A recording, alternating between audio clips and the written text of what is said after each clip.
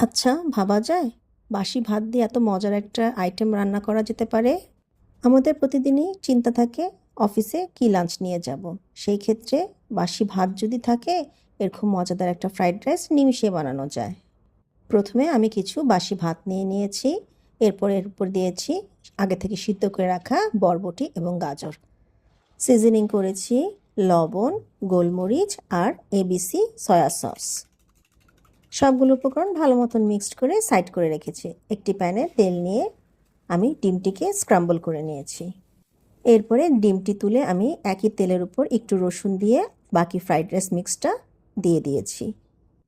এরপরে ভালো মতন ভাজা ভাজা হয়ে গেলে আমি ডিম দিয়ে সার্ভ করেছি। বাস, সাথে কিছু শসা আর একটু লেবু, হয়ে গেল আমার মজাদার লাঞ্চ বক্স রেডি। খুবই ইজি এবং খুবই tasty one pot meal, perfect for a weekdays. আপনারা চাইলে এভাবে বাচ্চাদের টিফিনও দিতে পারেন। খুবই মজা, খুবই হেলদি এবং পেটটাও ভরে যাবে। আপনারা অবশ্যই ট্রাই করবেন এবং আমাকে জানাবেন কেমন হয়েছে। এতক্ষণ আমার সাথে থাকার জন্য থ্যাংক ইউ।